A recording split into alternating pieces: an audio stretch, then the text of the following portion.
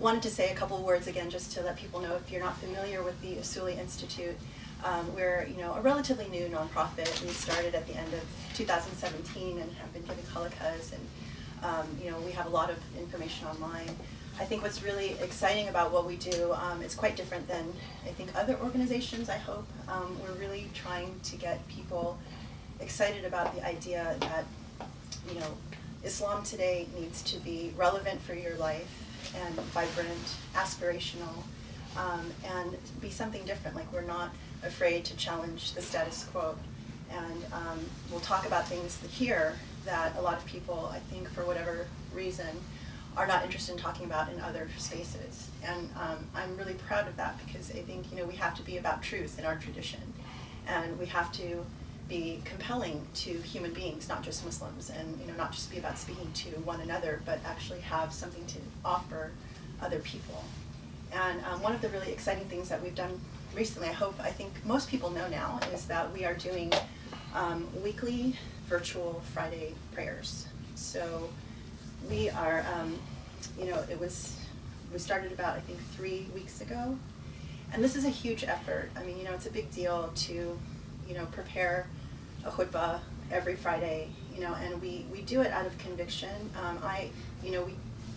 If you haven't already watched it, I would highly encourage you to watch the actual first virtual khutbah online, because the professor talks about why he made the decision to do this, and why, what the juristic opinions have been about it, why it makes sense, what people have said about it, and why it's so needed right now, because a lot of people are turning away from the mosque. They're not moved by what they hear. It's not an inspirational message. It's not something, people usually oftentimes will go to the mosque and just shut down and not listen to anything there, or they just decide not to go at all. So there are a lot of reasons why we decided to do that. But I think the most important for me, aside from the convenience or being able to reach people who wouldn't go to the mosque otherwise, or maybe are ill and can't get there, or converts who feel disconnected from the community, there are a lot of different reasons why people would go, and we live in a digital world. But the point was not to create a convenient method for people to connect on their prayers, although that is a wonderful reason why. For me, it was extremely important that I feel there is nowhere to go to hear an inspirational, smart, moving message about your faith, where you can learn something and where you can feel like you're getting pushed to think and explore, like, what does spirituality really mean for my life, and how do I be a better person, and what does it really mean to be Muslim? So I don't care so much about the technicalities of the Jummah from my perspective. I wanted to be able to say, okay, we offer something that you can go and watch once a week. Even if you don't join in at the Jummah prayer time, if you watch a khutbah and you know that every Friday you are going to have an infusion of something smart, something that will move your heart and appeal to your mind, that is something that can really move the meter. And one of the things that we're always trying to do here, or at least for me, I'm always trying to think, what can we do to really make a difference? How can we make people fall in love with Islam again and be excited to try and figure out what this faith is about? And I think that's so much of what we try to represent. And one of the things that I wanted, if you missed this last khutbah on Friday, it was mind-blowing. So I'm not going to give you the spoiler alerts, but one, if you haven't watched it, I highly recommend that not only do you watch it, but you get every single person you know who is a thinking, moral, ethical Muslim who cares about this faith to watch it. And I'm going to tell you what are the highlights. Okay, this is like, if you didn't get this, or you, okay, well, I just want to tell you, it blew my mind, because the professor started out by saying, okay, in the last 30 years, we hear from well-known shuyukh, from the Middle East, that music is haram, art is haram, pictures is haram, having relationships with non-Muslims is haram, haram, haram, haram, haram. And everything that is like Islam is really mentally and spiritually oppressive. And, the gift that we got in these strange Donald Trump times, and I guess we can make an analogy, is that, as horrible as all of the things that have come out from the Trump presidency, the gift and the benefit is that a lot of people have come out and started fighting for what's good and what's beautiful. And there's an opportunity to make an improvement in our world. So if you take that analogy to what's happening in our Islamic context, there's a lot of hypocrisy that has revealed itself in the messages that have come out in the Middle East.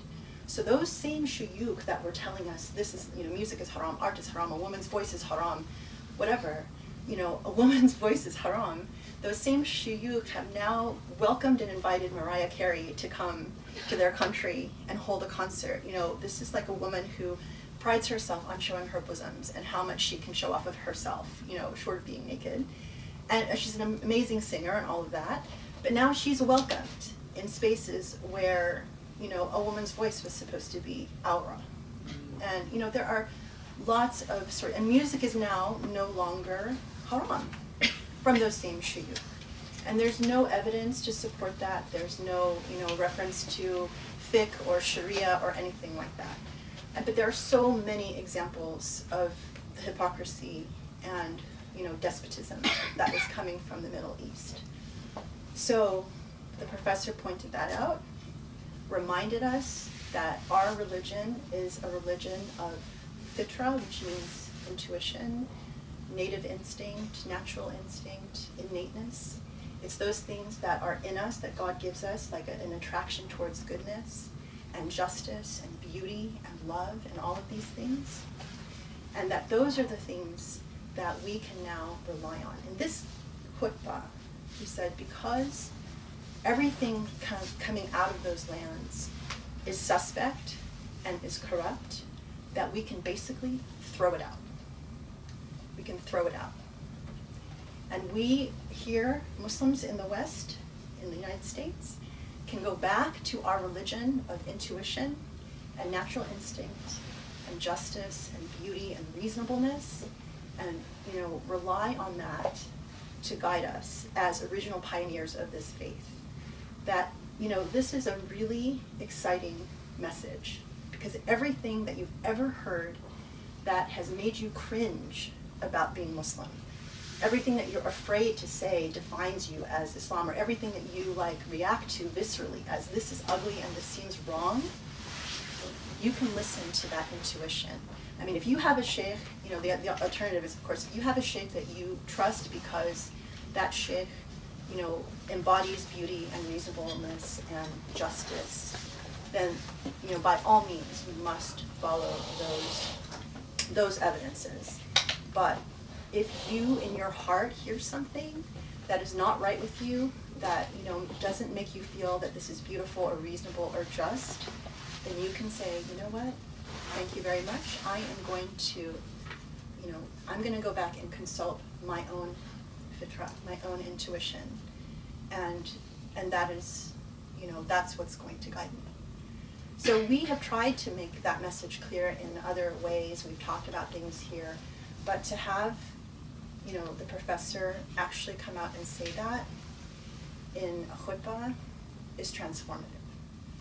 We have been given our religion back. Anything that you don't feel comfortable with because you think it's not right, you can say no. If someone tries to tell you, this is haram, sister. Your hair is, showing out of your hijab. Your line is not straight.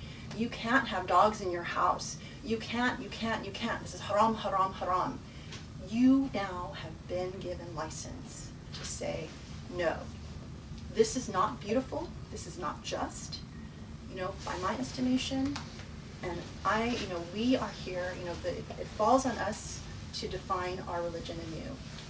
So, I really encourage you to go back and listen to this khutbah. It's now available online so you can hear the detail.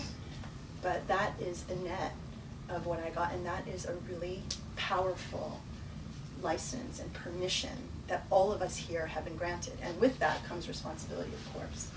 But it's extremely exciting. So, it's a little bit mind-blowing. So, but anyway. So that's number one. And please join us, because every Friday, whether we are here or we are at the Islamic Center or if we're traveling wherever we are, for now in the looking forward, every Friday wherever we are, we will be live streaming. And if not, then if you can't make it for that, we'll definitely record, and it'll all be online at usuli.org and also on YouTube. So, you know, it's wonderful, shifting gears, it's wonderful to be back here. It feels like it's been a long time, and I'm not sure if it's actually because of the amount of time that has passed or because of what has actually happened, you know, since we've last been together. I think everyone knows by now that, you know, we lost a really dear friend, Guido Santi. And it doesn't, you know, feel right. This is the first Halaqa that we've had without him being, you know, in our midst. And I didn't want to let a Halaqa pass without, you know, talking about Guido. The professor actually two khutbahs ago did a beautiful khutbah about Guido and talked about, you know, how he was really beautiful and, you know, the lessons to learn from when someone's passing. But I also wanted to take this opportunity to kind of talk about Guido and what he meant to, you know, all of us. I mean, many of us knew him. A lot of you probably, you know, remember him, that he's the guy in the camera, like you met him and he's like filming you and a little bit too close at times, you know, like while you're praying and stuff like that. But, you know, it's like Guido was, you know, this person that you met, you immediately liked, you got to know, and then you loved. You couldn't help but love him. And so when we, you know, when we come here, it's like there's such a hole in our heart to not know that Guido is at least here in person or connected online, or, you know, because it's like, you know, he was a really important part of what we're doing here. So it's like sad to be here and not know that he's either connected or with us. But I wanted to tell Guido's story because, you know, his story is very much a part of our story, and it's very much a part of the story of the Usuli Institute. And, you know, for the record, I want to just put out there that if anyone, you know, in the future ever wants to write about the Usuli Institute or the history of it, or, you know, the foundational period of its growth, you know, Guido Santi was a huge part of that.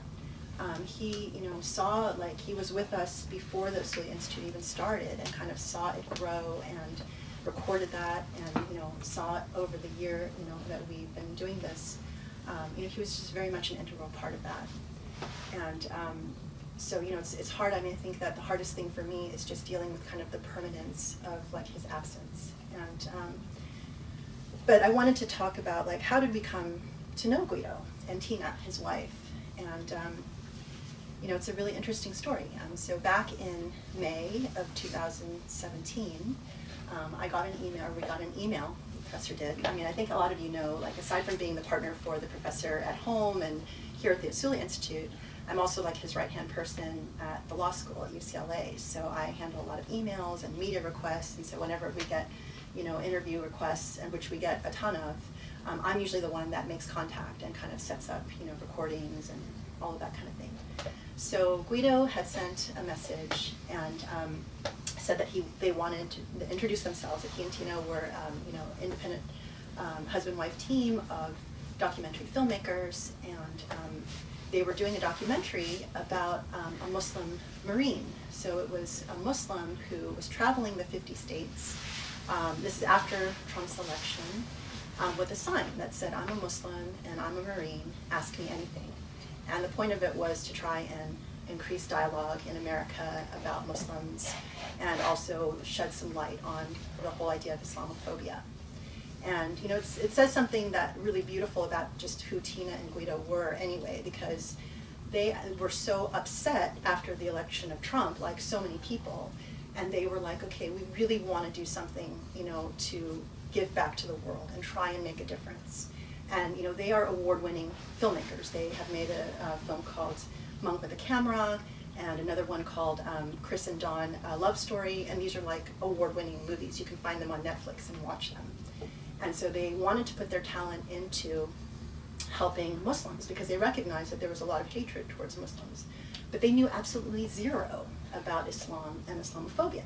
I mean, they probably didn't really even know what they were getting into, but they were like, okay, this is what we want to do. So they connected with the Muslim Marine and you know, contacted us in reference to that. They wanted to interview the professor. But what struck me about it is that they had already, before they contacted us, read The Great Theft, one of the professor's books.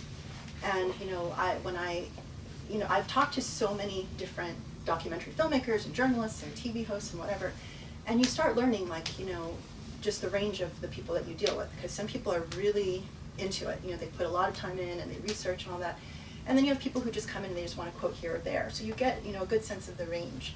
But Guido and Tina really struck me that they were willing to really dig in. So when they told me that they had read The Great Theft, you know, I took the time to tell them a little bit more about, you know, who we are and what we do, and tell them about the library, and recommended like Reasoning with God, another book, and The Search for Beauty. And so they immediately ordered those books and they read them.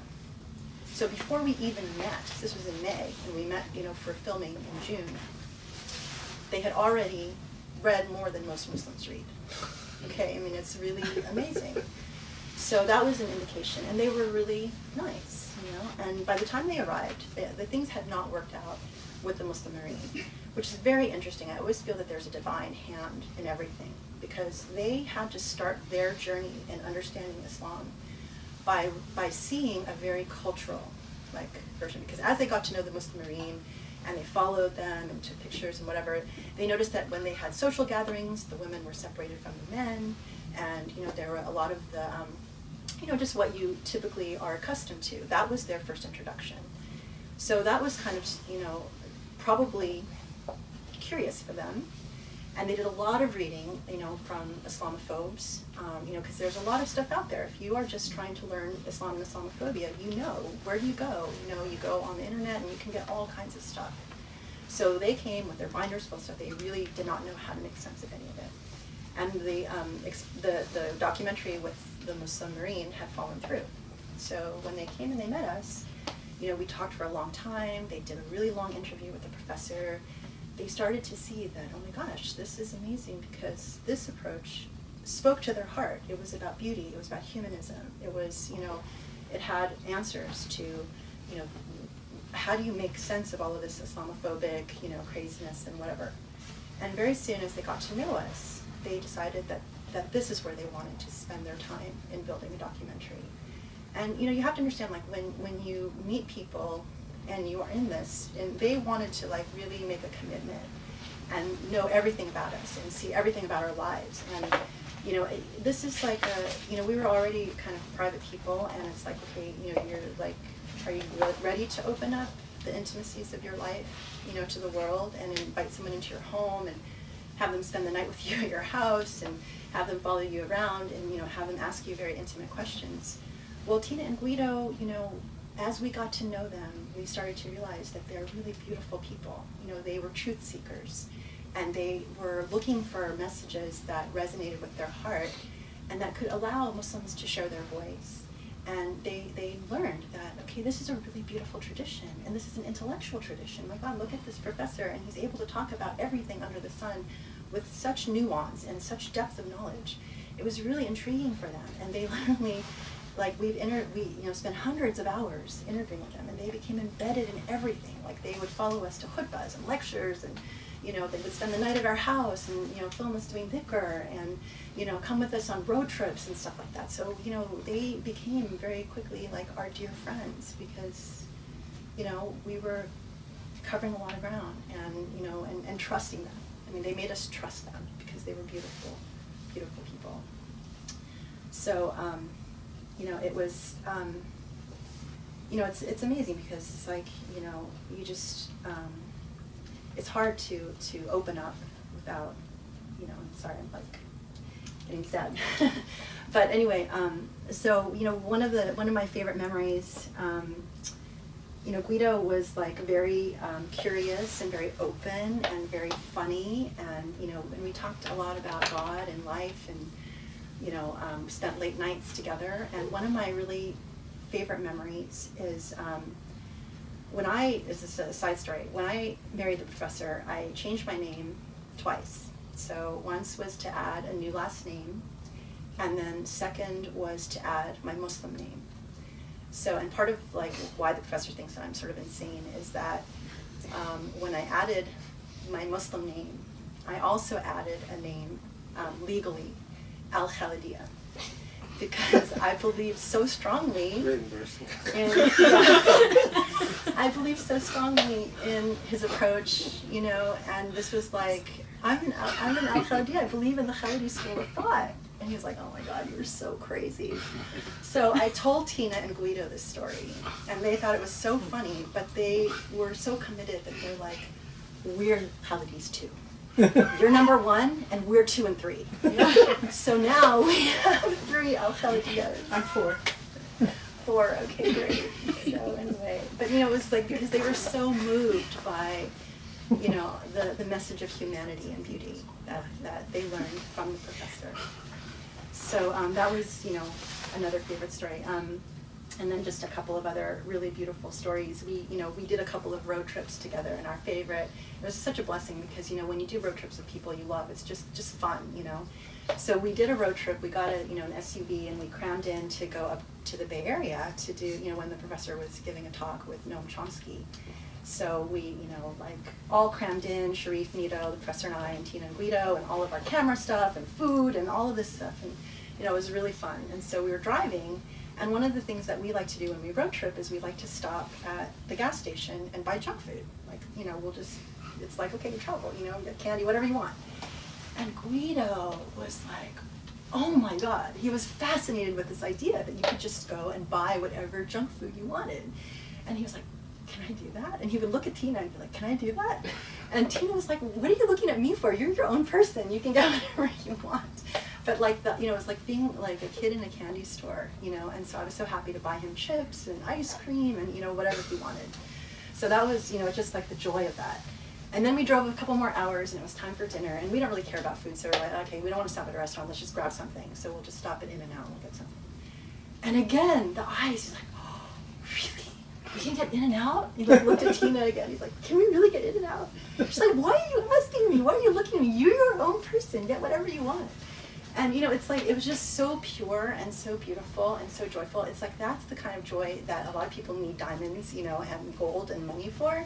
But for him, it was just like a hamburger at In-N-Out and like some chips. And it was like, the love of just being together.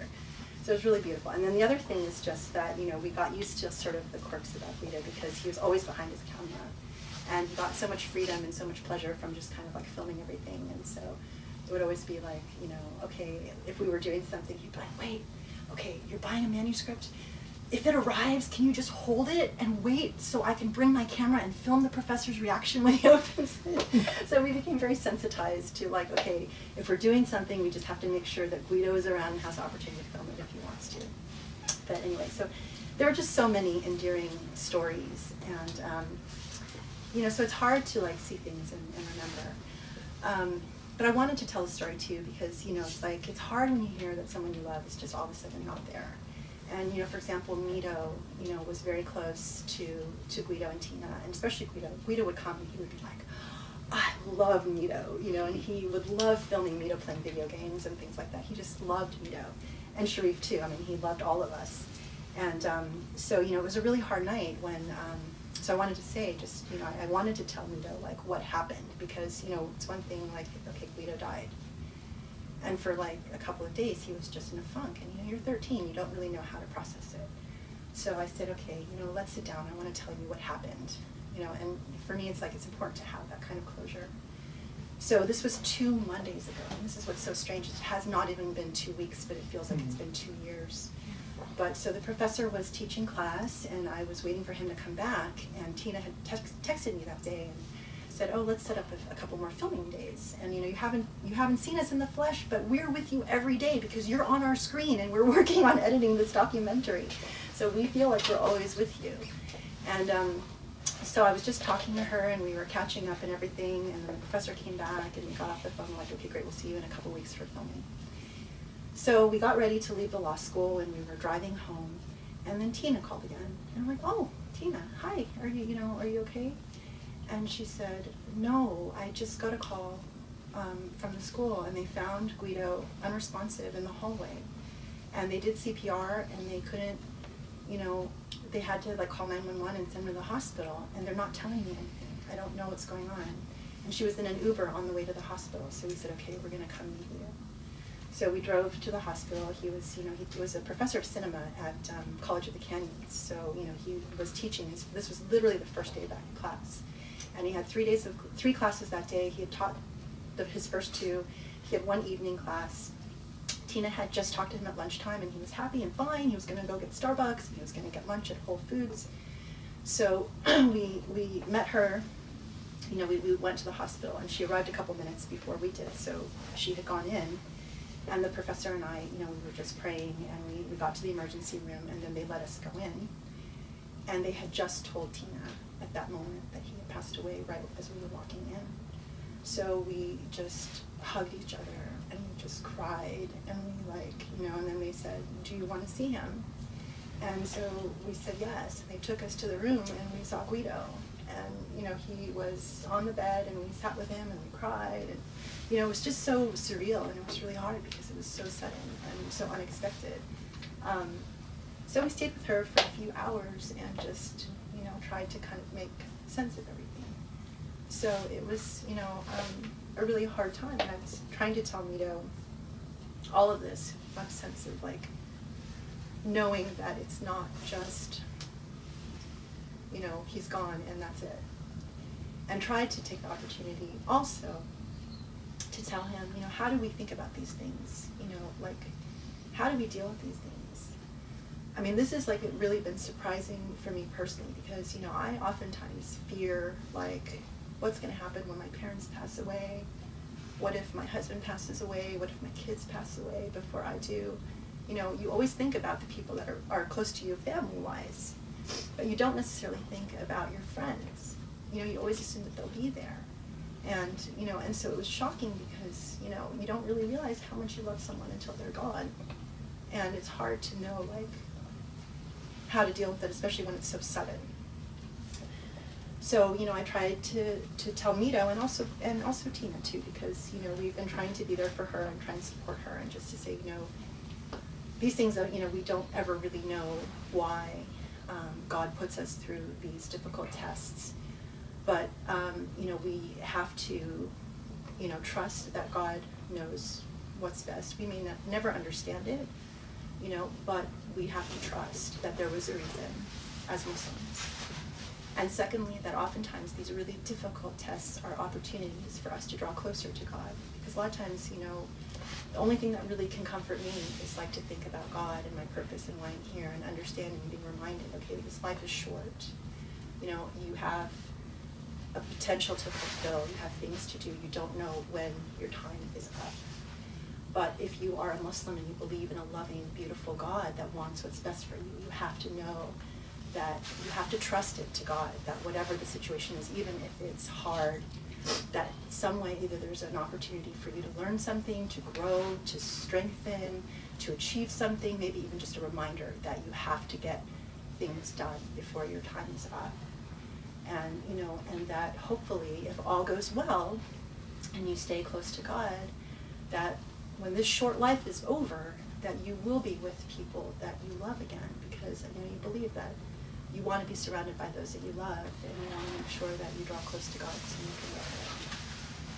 So anyway, Guido was amazing because he was more Muslim than many Muslims I know. I take his life as an example of what it means to be open and loving to everyone. And I think what was really funny is in the time that we got to know him, you know, like all the people came out of the woodwork. I mean, talking to Tina, it's like people were coming from all corners of the earth, sharing their stories. It's not, you know, Guido was one of these people, not that, okay, I'm sorry that he's gone, he was a really nice guy.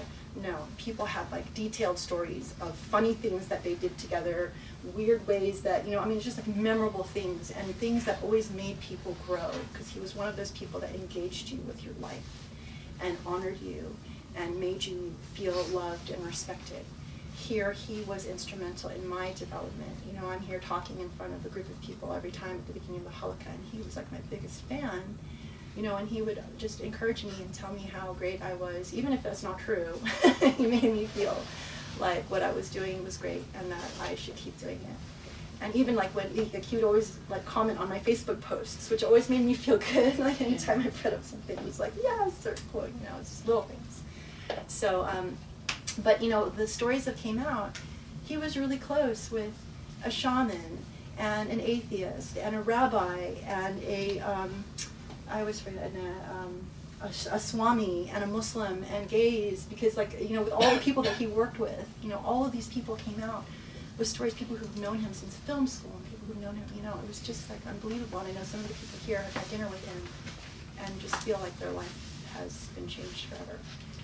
So that is what I think being Muslim is about, is making people feel loved and respected and full of dignity, and you know, and that you can cross all of these boundaries and people still love you. So you know, and I think, you know, just to close, it's like the depth of the pain is in a way like an indication of the depth of the love. So I'm so grateful for the love that, you know, I had, you know, shared, and that we shared with him in his life, and that is also an example. And like all of these memories now, you know, are cause hurt, and I know that grieving takes time. So I'm looking forward to the time when like these memories are more like happy than sad. And I know that we'll get there. But anyway, so let's all please live by his example, or maybe say a prayer for him. Shata.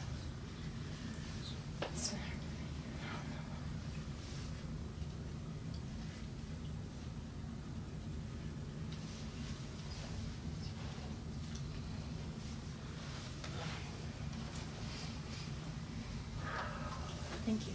So, anyway, that's it.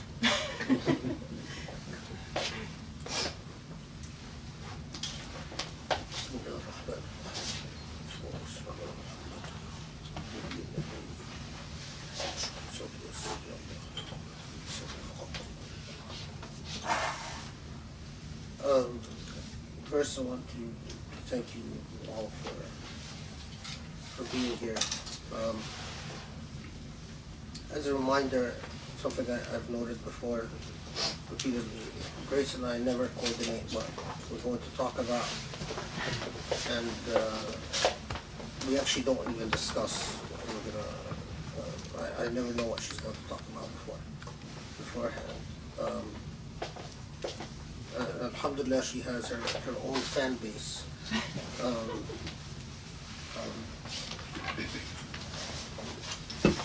And I insist on that because I insist on reminding everyone on that, because there is a tendency for people to think that a wife is nothing but an extension of her husband. And if I told you all the things that I vehemently dissent on, but she's her own person, and particularly the Khalidiyya thing.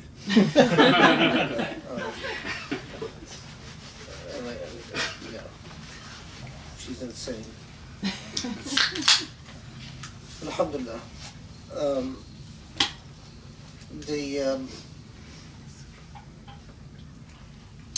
So the other thing I just want to underscore before we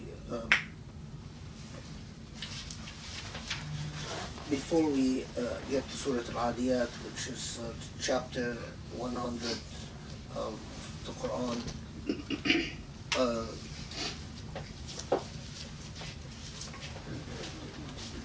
death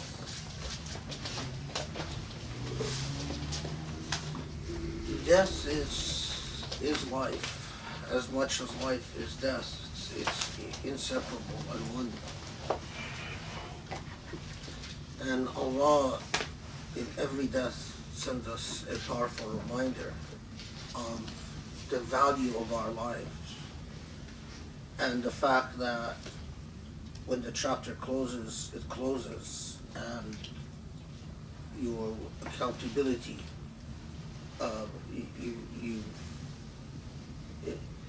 you will account for the moments of your life and how you took the gift of consciousness,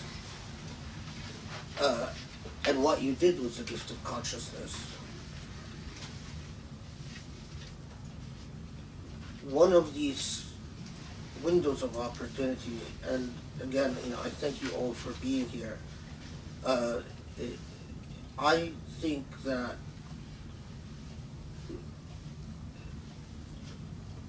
we're all reminded of our own mortality, but these halaqas, and especially the tafsir, is an opportunity that, inshallah, because of the fact that we live in a day and age where a lot of treatments of the Qur'an are so dogmatic, so wedded to the reading of a limited range of texts, and that are so unanalytical. There is a great value to these halaqas and what they contribute to. So I think it is our collective obligation, it is our collective duty to invite as many people as we can to listen to these halaqas.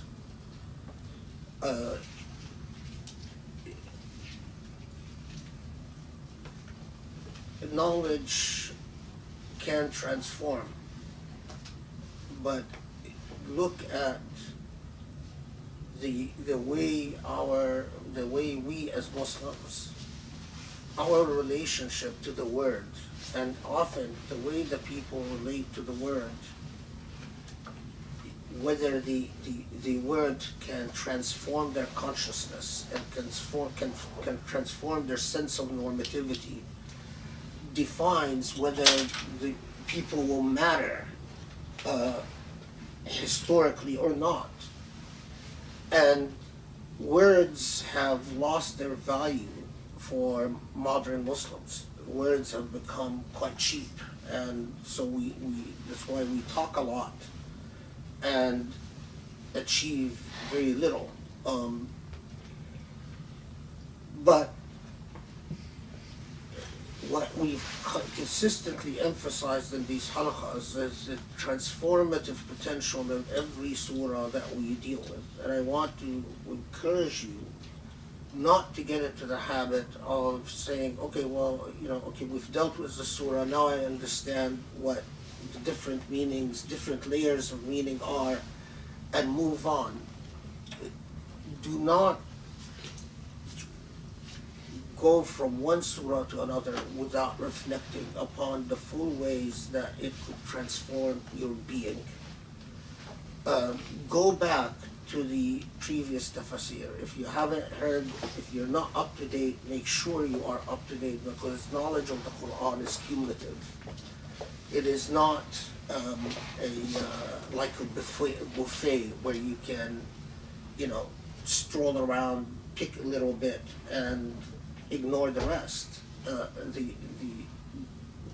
It is imperative to engage the knowledge of the Qur'an in a cumulative way, and to pause at every surah and ask yourself, in what ways have this knowledge been transformative? And very importantly, if you want to meet your obligations before Allah, that when Allah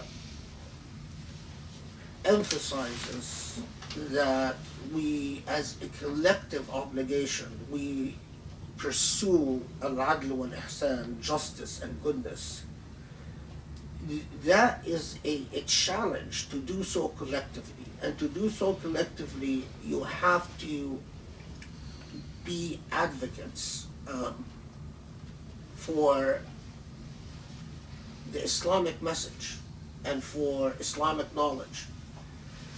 And so I want to underscore that to the extent you can, to the best of your efforts, share the message and spread this knowledge. I've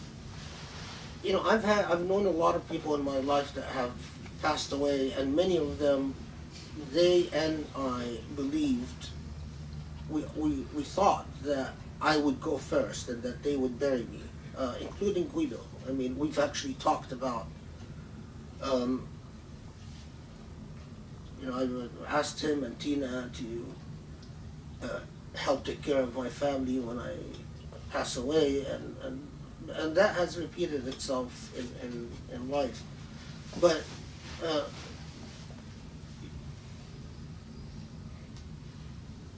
the existence of a scholar is like an opportunity that closes with the passing of the scholar. And that is what makes, because it takes centuries to create the intellect of a real scholar. Not the so-called, I call them imams, so-called ulama of so many of our age.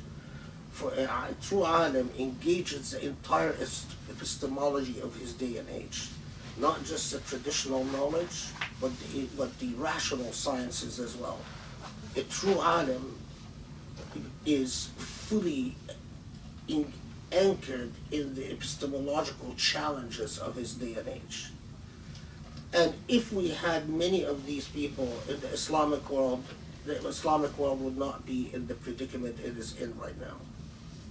And so the value is it takes literally centuries and an enormous amount of resources to produce that one intellect. In the same way, if you think about it, consider what it took to produce a Bach or a Beethoven or Liszt. It really takes communities to produce one. And once they're lost, they're gone. So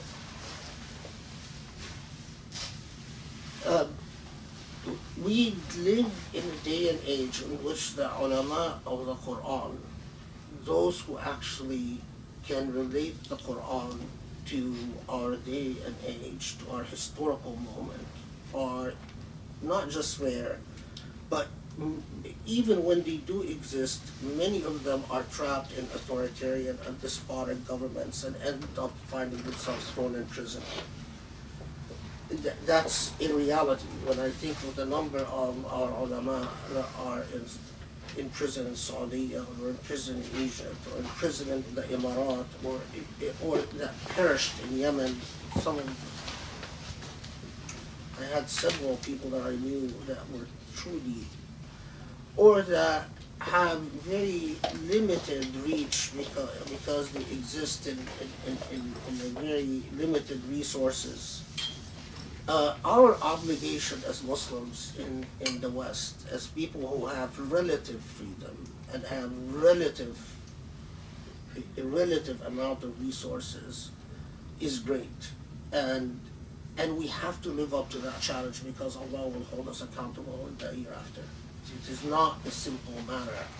Allah doesn't bless us, any of us, as I think none of us are converts except Grace. Any of us could, huh? No. Oh, sorry. Sorry. Sorry, We're usually invisible anyways. Well, I'm not wearing my eyeglasses, no. so you're all a big blur. You don't see. But you're right. I forgot that you're here. Okay. Well, the majority of us are not.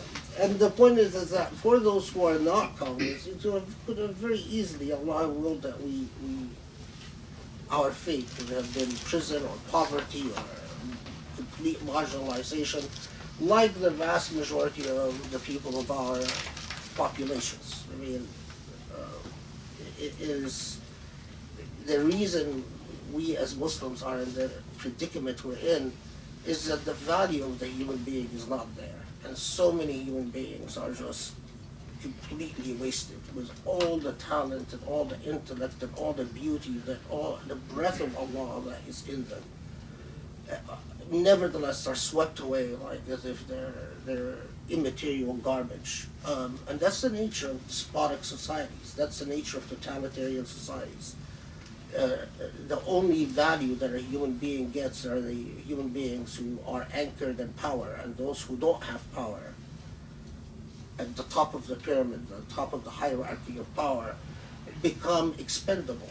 And if you understand anything about Islam, you understand that that is fundamentally offensive to everything that Allah, the Sunnah of creation, and the very idea of the of the breath of Allah that is deposited in every created human being.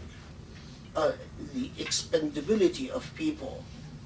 You know, as some of you know, I do a lot of work in human trafficking, and when I see the number of human beings that are just treated as if they are immaterial garbage, by those in power in Muslim countries, it shakes the very core of your being, because nothing could be more removed from the gift of Islam and what Islam is about. So for us who are relatively privileged that Allah has decreed that we are relatively, I mean, because we have our own challenges and our own forms of persecution and our own form of despotisms and so on. We have to appreciate that, and we have to think very hard about what type of moral obligations and taklif, what type of religious obligations it places upon us.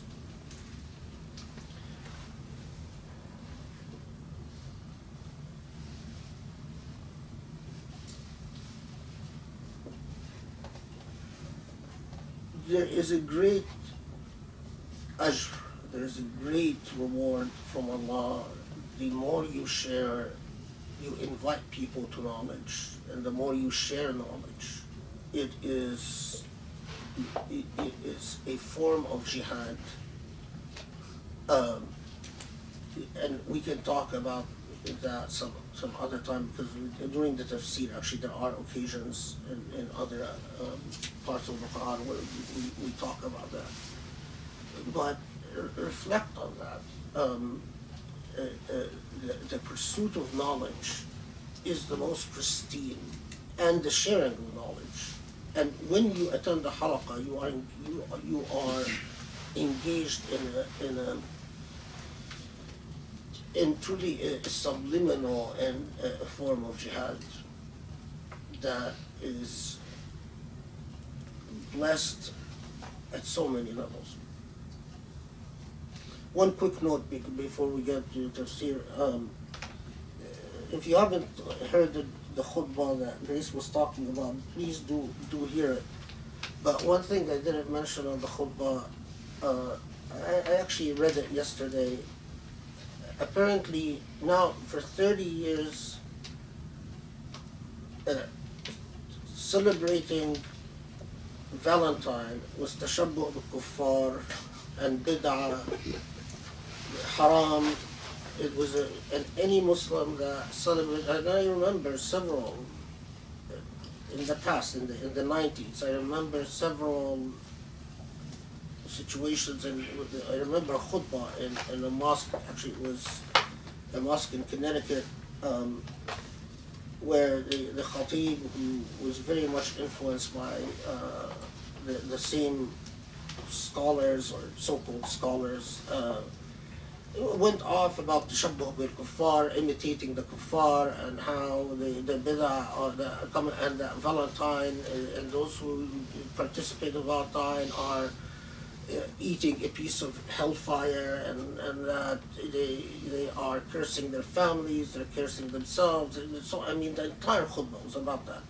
So I was very amused yesterday when I saw a video by one of these shuyukh who said Valentine is wonderful. It's Eid al-Hub, the celebration of love. And who can object to the celebration of love? No tashabbuh bil-kuffar, no bid'ah, all of it has been erased because now the king or the ruler has decided that Valentine is okay. So all of them discovered that Allah has changed His will. Because remember, when we're talking about Sharia, we are talking about not your will, Allah's will, right? So when you say Valentine is haram, you're not saying it's haram. I say it's haram. You're saying it's haram in Allah's mind, and you're talking about evidence. So apparently, after 30 years, Allah, because Allah loves the ruler, the king, so much, Allah said, "Oh, MBS or Batik Zayed or whatever you are, or Sisi or whoever it is. You like Valentine? Oh, I love Valentine because you are my chosen one. You are before Muhammad, you are before Ibrahim, you are before Isa, you are before Musa, you know. I mean, I love you more than I love the prophets. Who cares about what the prophets said or didn't say? You are the eye of my light. I'm doing a psychological analysis of it must be what Allah has decreed, because apparently after 30 years now we discovered that Allah has loves Valentine now.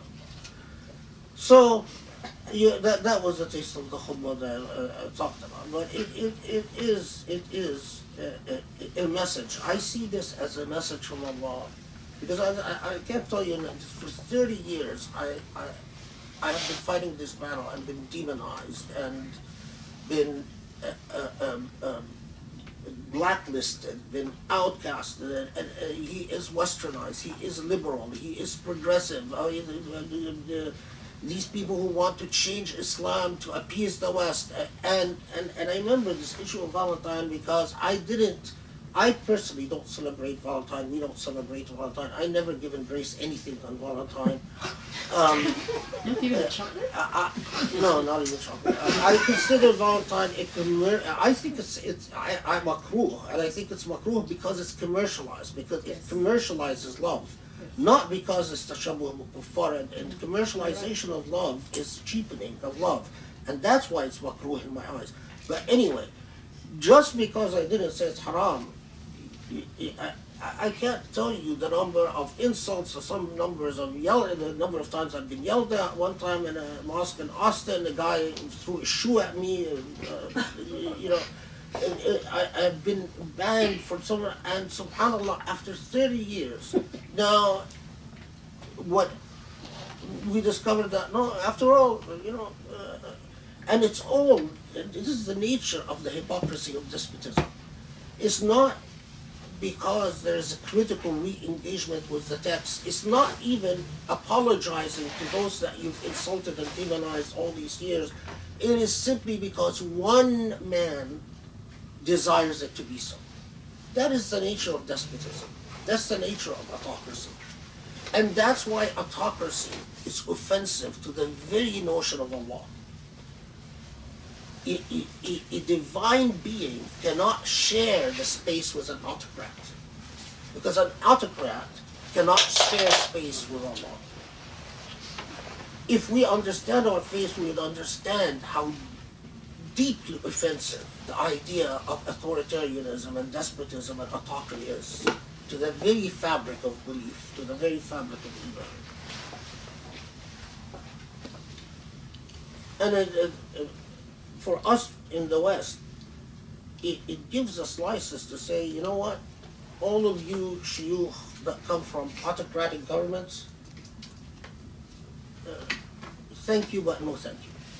You know, deal with your problems first and allow us to develop our iman and our religion and our fitrah and our relationship with Allah, not marred and not contaminated by the hypocrisy that is instilled in your psyche because of despotism. Okay, Bismillah ar-Rahman ar-Rahim, wal-Adiyat. Now, wal-Adiyat dabha. No, I need an English translation. Amanda will read it. Yeah, what number Okay. is the? 100. 100. That's a good number. Now, this surah is a wonderful opportunity to once again be introduced to the layering of meaning of Qur'an. First, Amanda, can you read the surah in English through one time? In the name of God, the Lord of mercy, the giver of mercy. By the charging steeds panting, striking sparks with their hooves, making dawn raids, raising a cloud of dust and plunging into the midst of the enemy, Man is ungrateful to his Lord, and he is witness to this. He is truly excessive in his love of wealth. Does he not know when the contents of graves are thrown out, when the secrets of hearts are uncovered on that day, their Lord will be fully aware of them all? So you can read the surah and وَالْعَادِيَاتِ ضَبْحًا فَالْمُورِيَاتِ قَدْحًا فَالْمُغِيرَاتِ صُبْحًا. Other than the music of the surah itself, you can obtain from it a very straightforward, simple message that it draws an image, and an image that at the beginning, horses, steeds charging forward. The charge is so powerful with what do you call it when you put the hooves of horses? Horseshoe. That with the horseshoes striking against rocks, there are sparks. If you read actually medieval history, we don't see it in the modern age because the very nature of horses, war horses, are different than recreational horses that we see today. And war horses, when they would make charges at night, and you could actually see sparks of fire. And one of the ways that, and apparently the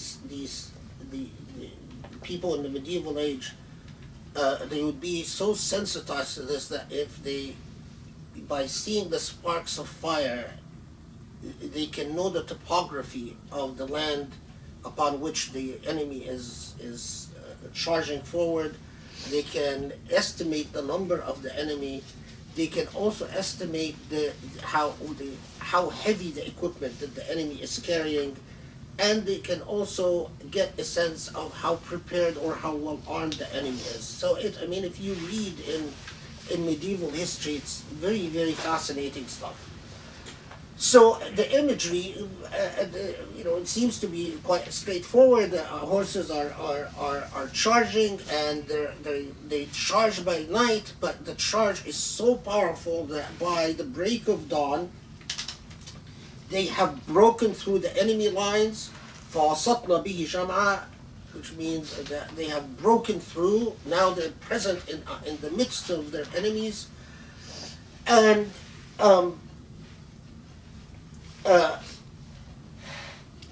after this rather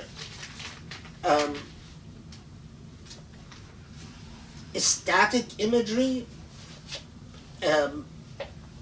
violent imagery, then a powerful shift, إِنَّ الْإِنسَانَ لِرَبِّهِ لَكَنُودٌ, and that then it talks about human beings and their attitudes towards wealth, and then their liability in the hereafter. Well, obviously, if you reflect upon the Qur'an, then you ask yourself, well, what is the connection? What is the connection between charging horses that defeat an enemy, that break up the lines of the enemy by daybreak? Because, and interestingly, it says فَالْمُغِيرَاتِ صُبْحًا. فَالْمُغِيرَاتِ صُبْحًا means that charge by day, although by day you can't see sparks. You can only see the sparks at night. So, and what is the connection between this and human beings addicted to wealth, and then that Allah knows what's in your heart, and then that Allah ultimately will hold human beings to account for what they have done? Reflecting upon that gives you an opportunity then to, and a very good pedagogical example. Pedagogical is a fancy way of saying a methodology of learning, how layers of meaning can be within the same surah, and that and again, some of these layers of meaning, I'm sure any of you that memorized the surah or studied the surah would have exactly gotten the interpretation that Amanda read. You have which translation? Abdul Halim. Yeah, that's sort of the classic, typical one that is in the modern age that all Muslims learn. So we then pause for a second and we'll break down the ayat to show you how the layers of meaning unfold and how, depending on your consciousness, what you derive from the surah. And there are many, many, many examples throughout the Qur'an like this. For one, Surah Al-Rahman that we already studied, but Adiyat is also a very good example with them. Okay. Now first, وَالْعَادِيَاتِ ضَبْحًا. Now Al-Adiyat is anything that rushes or runs.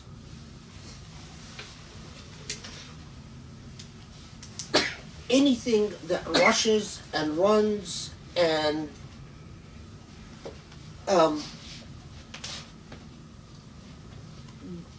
within the tradition itself, there is a very interesting disagreement.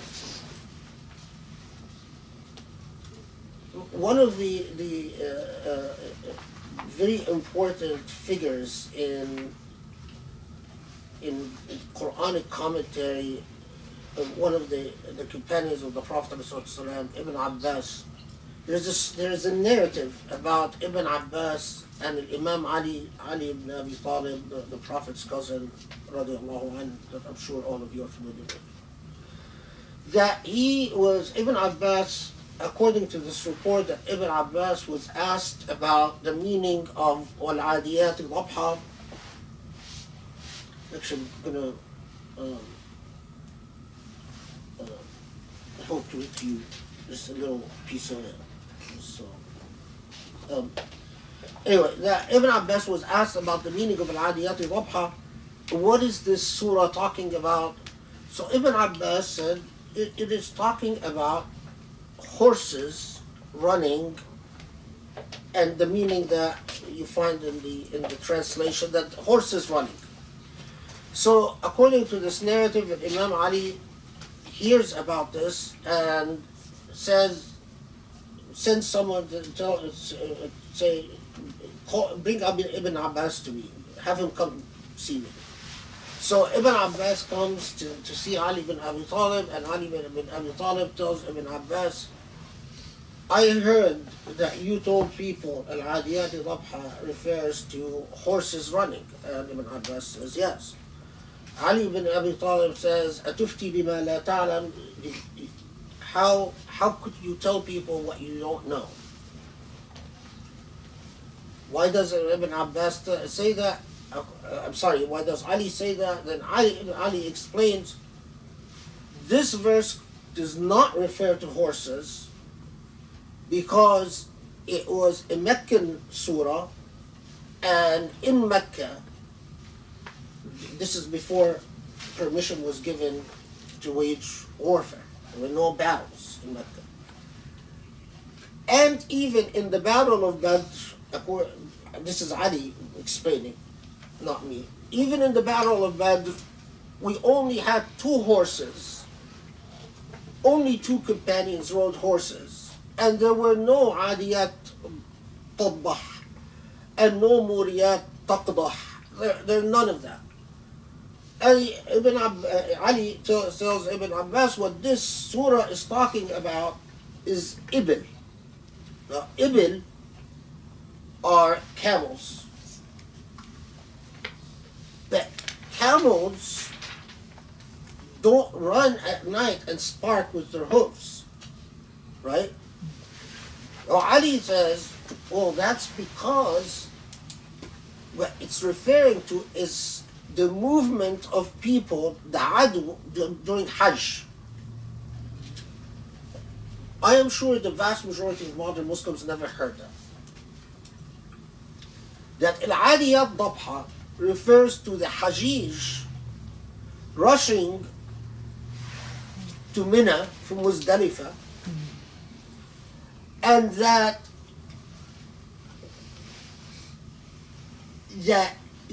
the way they move dust with their feet as they rush, and their cattle before the day of Nahr, before the day of slaughtering the cattle. The cattle moves in great waves, and by morning the udhiyah, the sacrifice. So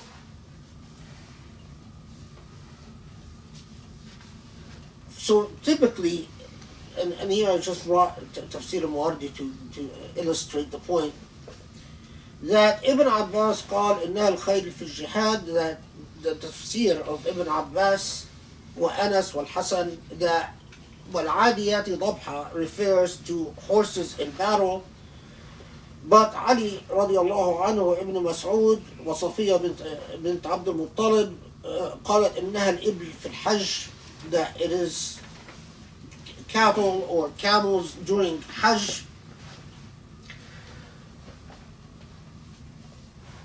In either case, it is drawing an image of a powerful movement, either the movement of horses, meaning number one, movement of horses, and the ruckus of battle,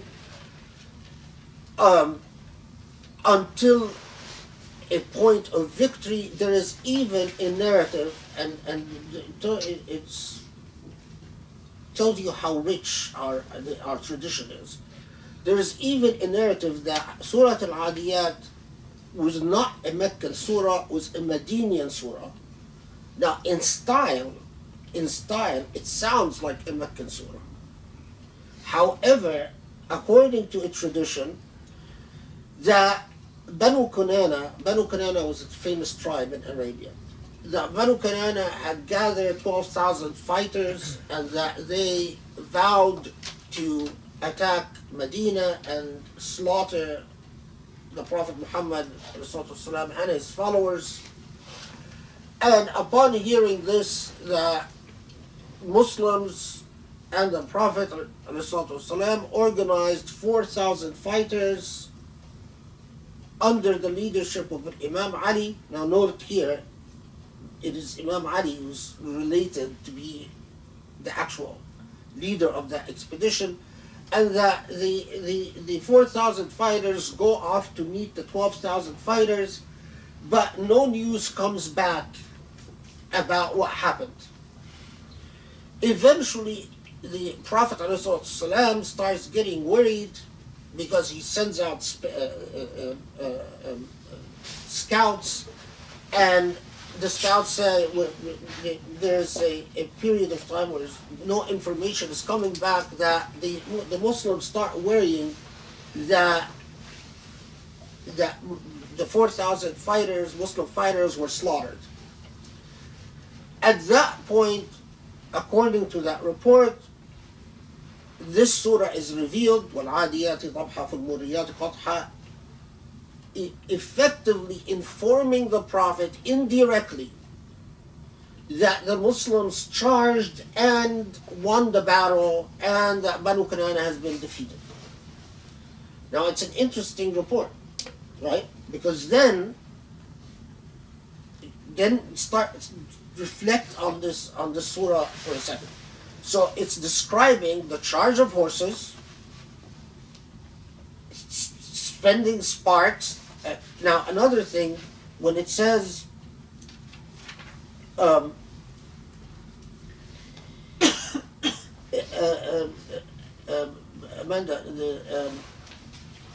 the ayah number 4. No, sorry, 3. Making dawn raids.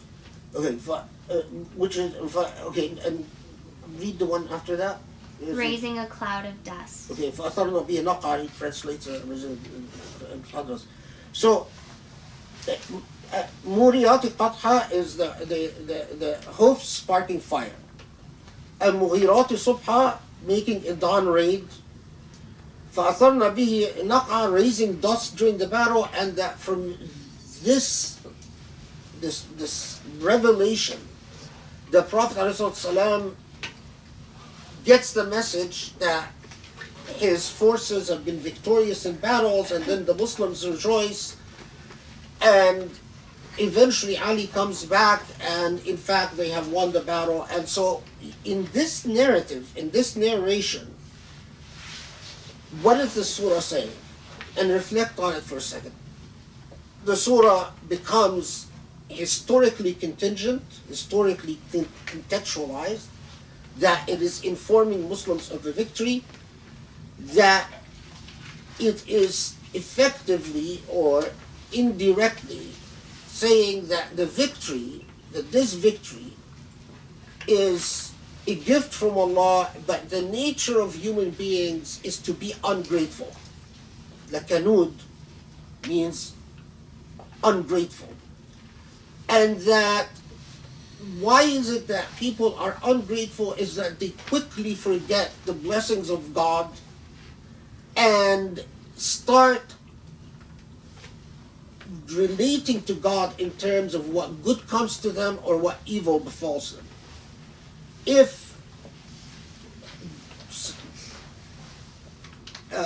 misfortune starts befalling them, they start becoming angry at God and distant from God or mad at God.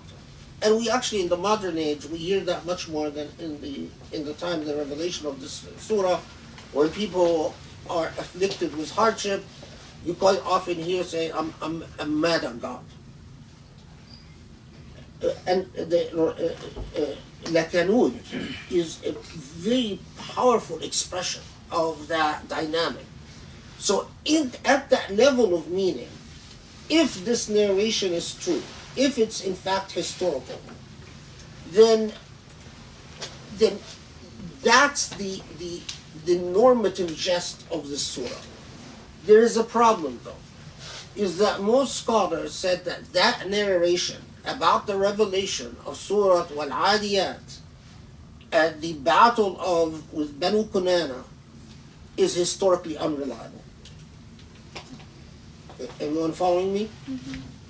That in fact, this surah was revealed much earlier than that battle, and it was in fact Meccan, and in fact that the chain of transmission of that narration about the revelation of the surah in the context of the battle of Bani Kunana cannot be relied on. Now, here is where the evidence starts building up that in fact the surah is referring to something other than steeds and horses and warfare. What is the challenge with the narrations about al-ibl, about camels and hajj, is that most authorities said that this surah was revealed in the Meccan period, meaning before hajj was legislated or decreed. So, some scholars said, well, it's predicting the movement of hajj that would eventually be in time. Wasn't there pre-Islamic? Yeah, but most scholars said it is not. This is actually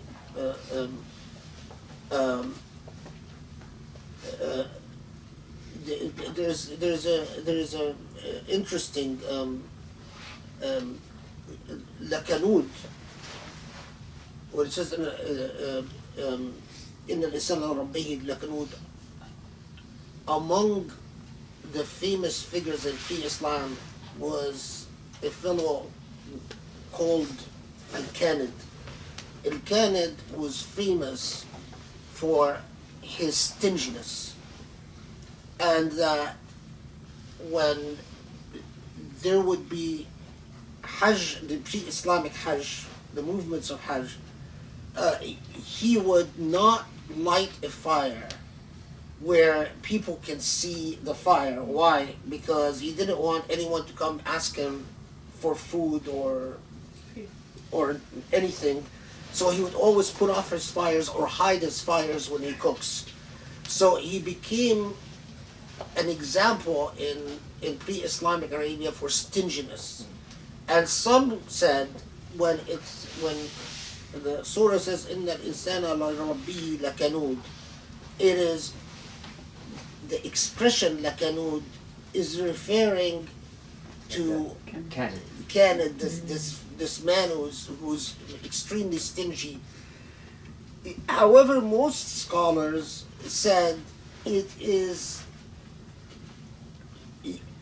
unusual, and they challenged the idea that it is referring to the movement of Hajj before Islam, because that Hajj is elsewhere condemned in the text of the Qur'an as being a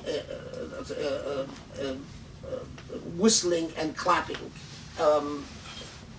That it is not expressed in these overall positive terms. Where, the gist of the surah, and here I'm summarizing.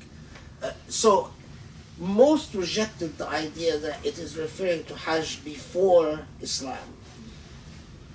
But many said, well, it doesn't make sense with the evidence that it is a Meccan surah, that it superficially it could be referring to horses and warfare.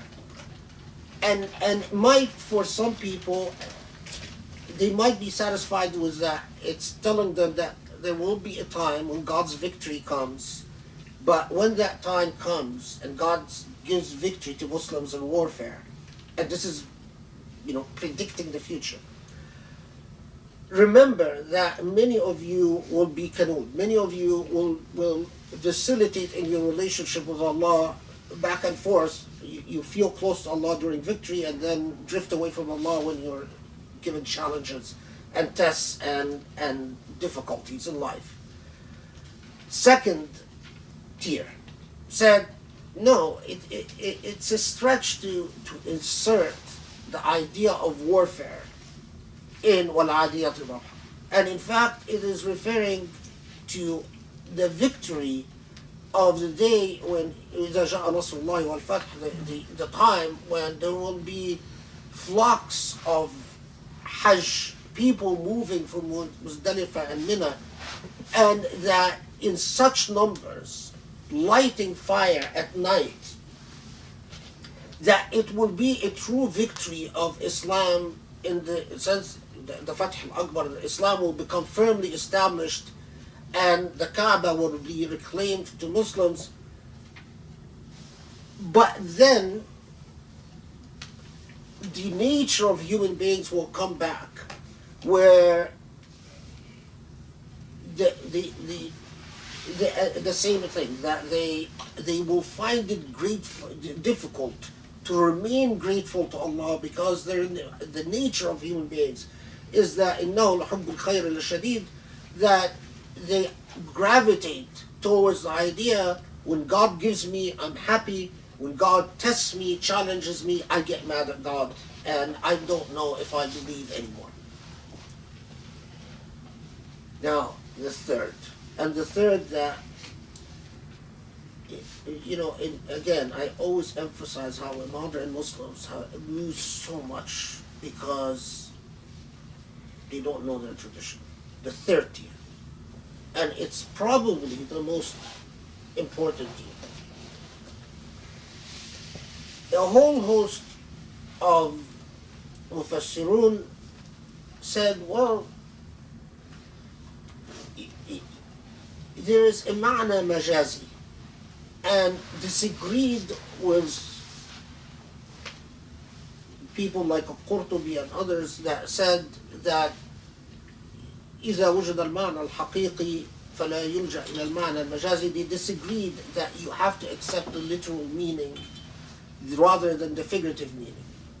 And they said in much of the Quran there's the literal meaning and then there's the figurative meaning. And the figurative meaning is often far more important than the literal meaning.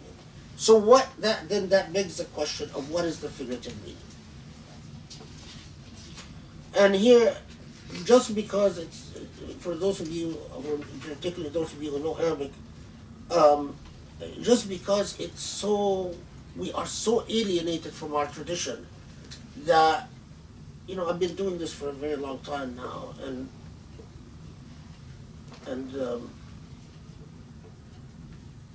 part of what I do in these halaqas is to try to leave a legacy for future generations to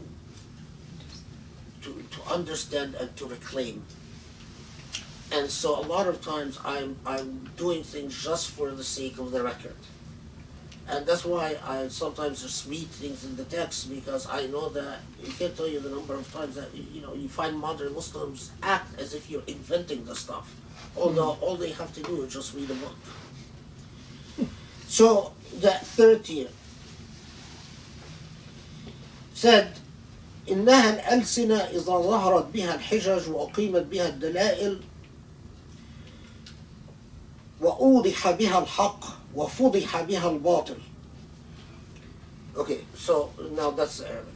Now, for the Arabic speakers, I'll give you something that will even sound like a little foreign language,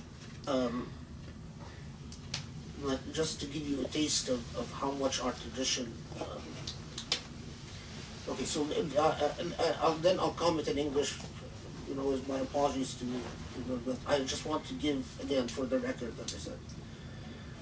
العاديات طبحا أقسم سبحانه بالنفوس المقدسة الزكية عن مطلق الرذائل والأنسية، وشبهها في سرعة العدم والجري بالخيول الجياد العادية المجاوزة عن مضائق بقعة الإمكان ومحابس نشأة الناسوت نحو فضاء الوجود ومراتب عوالم اللاهوت شوقا إليها وتحننا نحوها. لذلك كلما قطعت عقبة من العقبات الناسوتية ضبح ضبحا، والضبح هو صوت الأنفاس، وتلك النفوس تضبح تشوقا إلى مقعد الوجوب وتنفسا عن كروب الإمكان وأحزان الهيول والأركان. سحر. It's not sihr. It is not sihr. That is the big thing. It's that for modern Muslims, they hear this language, they think it's, oh my God, this sounds like sihr. While indeed, it is at the heart of their theology. So what are they saying? Sihr is magic, witchcraft. Because of course, modern Muslims are alienated from their tradition completely. They always learn the most superficial thing. So what does it say? It says that وَالْعَادِيَاتِ ضَبْحًا, the figurative meaning. العاديات تضبح الشيء is when something breathes heavily. So you're breathing heavily. That's ضبح. That's what they say. ضبح ضبح meaning which what do you call a hyena breathes heavily. Like hyperventilating? Panting. Panting. Okay. Panting. Not ventilating. But والعاديات is when something runs and it's breathing heavily as it runs. Now, does it necessarily have to be horses? No. Does it necessarily have to be camels? No. Now, can it be human beings? Yes, it can. But does it need to be a physical running? And what Jilani and what Mawardi is reporting is no. What the Surah is telling you is that human beings inside their soul, if they by either innate intuition can crave the divine, and if they crave the divine, they will seek after the divine with the passion that is that allegorically represented by the image of something that's panting heavily.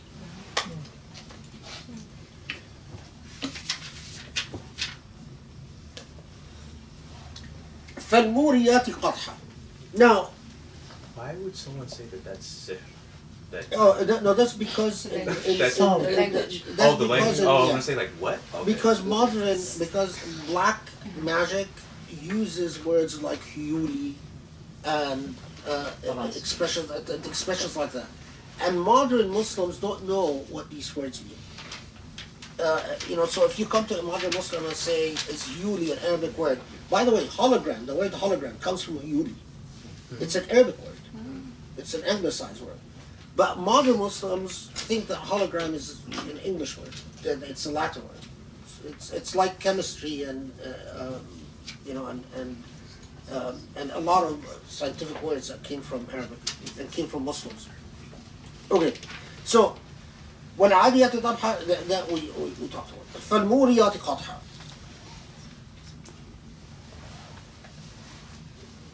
There's looking for a quote. Just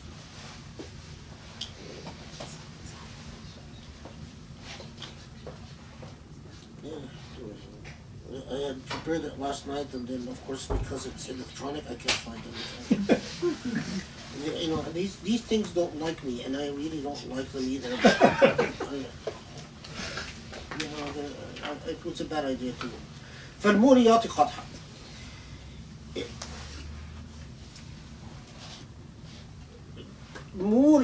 Muriyat comes from the same expression waraytu shay or anwara. So all the modern Arabics use wara to mean hide. That's not the etymology of the word.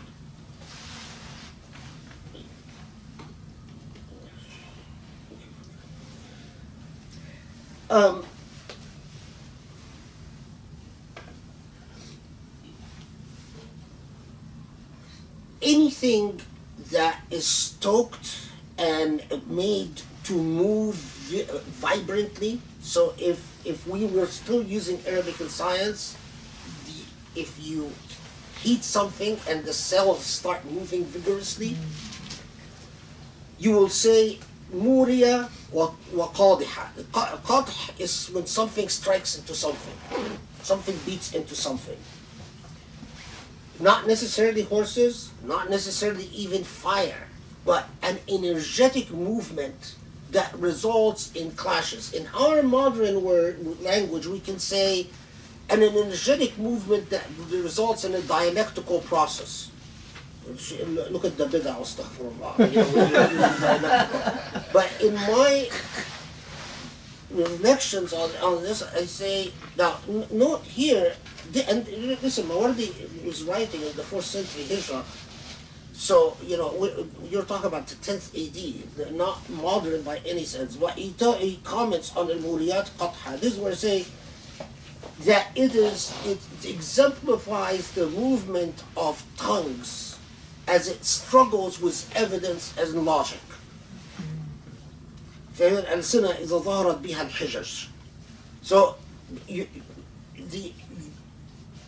people after the passion to pursue, the panting after the divine, what comes next? They start blabbing, talk, and that's the Muriyat Qatha. And it's as if their tongues are it's a very powerful image, as if their tongues are vibrating and striking up and down within the saqf al-fam, what we call the top of the mouth and the bottom of the mouth, huh? The palate, yeah. So it goes, it's a very. If I was an artist, I would have represented it in. Okay, so now, what happened when al-Muriyat taqdah? What happens when the Muriyat starts moving and in this powerful imagery?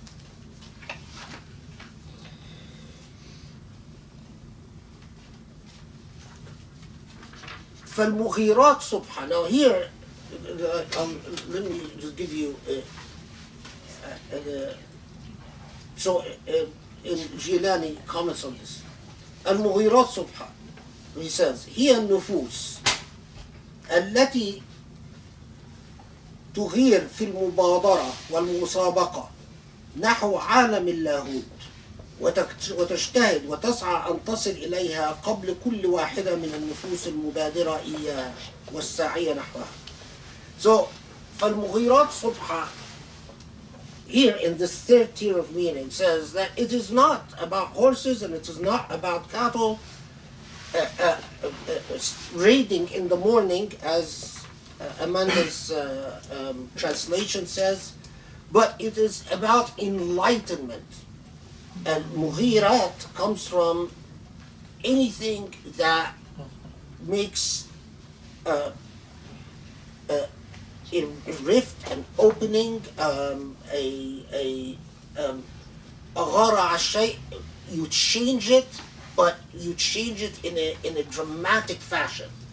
And subh, that it's represented by the image of the light of enlightenment as if opening in the morning. Do you see the imagery that people like Jilani was going after? So in other words, so again, let's backtrack. You seek the divine. You will pant after the divine. Those of you that are not going to drift in indolence and waste away in darkness. You will yap with your tongues, and in other words, you will yap a lot. People, you'll pontificate, talk. If you struggle and persevere, that light of enlightenment comes in.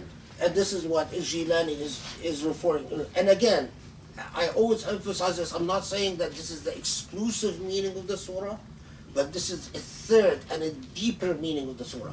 You can take it as khayl if you want in battle. You can take it as hajj if you want, all supported. But you can also take it in that third level of tafsir, because it is also supported within the language itself, by the language itself. Okay. فَأَثَرْنَ بِهِ نَقْعًا. That reaching the truth and reaching enlightenment, athar al-shay is to move something. An-naq' is to move something leaving points of demarcation.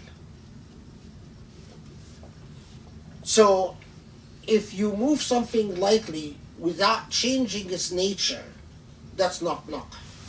You athart walakin lam tanqa'. Naq' is when you move something and you leave a point of demarcation, it's changed. Movement that produces change. So فَأَثَرْنَ بِهِ نَقْعًا,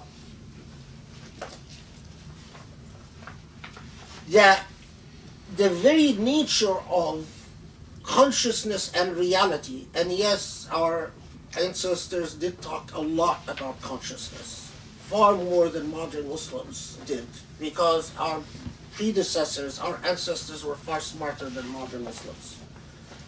Modern Muslims cannot combine the Qur'an and the word consciousness in the same sentence. That's because we're backwards, but our ancestors did all the time. That the nature of reality itself changes. فَوَسَطْنَا بِهِ جَمْعًا, equilibrium. You've reached it, and if you, for those of you who even know a little bit, or read a little bit of Arabic literature, not even that deeply, once you say this, you say, oh my God, you're right. It makes perfect sense. فَوَسَطْنَا بِهِ جَمْعًا is when you balance something. Your enlightenment, consciousness change, and you reach a level of equilibrium, a level of the same thing that we encountered in Surah Al-Rahman, that your relationship with the divine results in an awareness of the mizan. You become a human being of equilibrium. Now, there is, however, as always, Allah then comes and warns you about the danger. Yes, you can reach this enlightenment. Yes, you can reach this point of equilibrium. Yes, you can shift the consciousness, but don't rest assured, don't be comfortable with it. Because your very nature is, as a human being, you are a kanut. You rejoice when things are going good, and you tend to be very optimistic and bubbly and bombastic. But when God starts taking away things, taking away loved ones, testing you, your wife leaves you, your husband leaves you, your whatever it is, you start having doubts about your relationship with Allah. In fact, more precisely, you forget all the good that God has given you previously, and all the gratitude and all the points of enlightenment that you've reached in the past, and focus on your doubts. But then Allah is telling you, now, وَإِنَّهُ عَلَى ذَلِكَ شَهِيدٌ, Amanda, verse 7. And he is witness to this.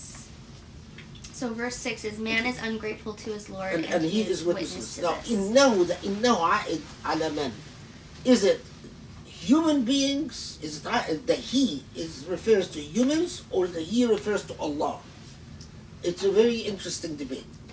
However, the majority says, and one that I agree with, that it refers to Allah, that Allah knows that you are like that. Allah witnesses it. Those who said, and among them, by the way, Jilani said, no, Allah is reminding you that you yourself, if you reflect, you know that you are like this. Very interesting. I mean, both are right. And again, both are tiers of meaning. And simultaneously, could be simultaneously correct. And that's the difference that I think between Usuli method and the method of a lot of Ahl Hadith and so on, the literalists, is that simultaneous correctness is nothing problematic. You and Allah are a witness, and you know that you are like this.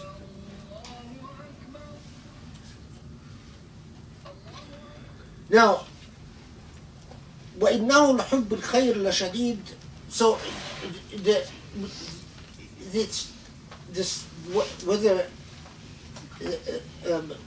by the way, also among the people who gave Kinda a bad name is a woman who apparently jahadat abaha, according to mythology, that she disowned her father and became known as Bint Kinda. So anyway.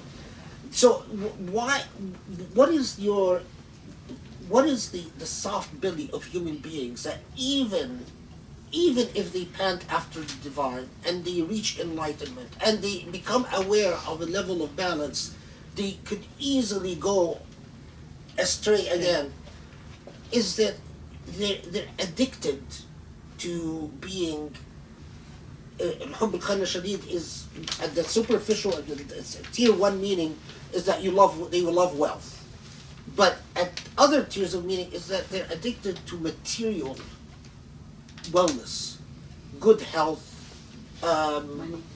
money, physical possessions, even relationships that affirm your ego is an addiction. So if your husband or your wife is with you and they affirm you, you might be good with Allah. But the minute they say, I'm dumping you, why is Allah mad at me? I'm angry at God. Why can Allah do it? Because the relationship of dependency could itself be a material addiction. Okay. Now, of course, the final 3 verses that reminds you of the consequences. Don't you know that the day will come when Allah all the graves will spew out. And graves here meaning just the dead. Majazan again. Because haqiqatan, if you take the literal meaning, well, what if someone is not in the grave? What if someone is cremated? What if people burned in battle? What if people drowned in the oceans? And that's why so many say, verses cannot be simply taken under literal meaning. Meaning, إذا بعثر ما في القبور, that majaza, that by figuratively, what it's saying is that all the dead will rise. وحصل ما في الصدور. Now, and all that, all the back and forth, all, to put it bluntly, for the interest of time, all the whining and complaining, all of us are whiners and complainers within ourselves. Even if we don't whine and complain with other people. But we feel sorry for ourselves, we think we deserve more than we've gotten in life, etc., etc. All of that will be revealed before the Lord. No blockage. And that Allah then, with the ending of the verse, okay, Amanda, what is the last verse, the way it's translated? When the secrets of hearts are uncovered on that day, their Lord will be fully aware of them all. As a question. So aware of them all, إِنَّ رَبَّهُمْ بِهِمْ يَوْمَئِذٍ لَخَبِيرٌ. I just so here is the Arabic of my last comment. Just so you get a taste of the difference between the modern and the ربهم الذي أظهرهم من كتم العدم ورباهم بأنواع الكرم وهو يوم القيامة التي فيه تبلى السرائر وتكشف الضمائر بصير بعموم ما جرى عليهم في نشأة الاختبار خيرا كان أو شر فيجازيهم على مقتضى علمه وخبرته بلا فوات شيء من ذلك ومع علمه سبحانه بهم وبما صدر عنهم يعملون عملا سيؤاخذون عليه نعوذ بالله من شرور أنفسنا ومن سيئات أعمالنا. So basically what he's saying is that nothing escapes God's knowledge, and that in God's knowledge, with an absolute justice in terms of the response of the divine, including what experiences they've actually gone through. So the particularity of your experiences matter, because a lot of people come and say, well, how about someone who was raised sexually abused? Are they treated?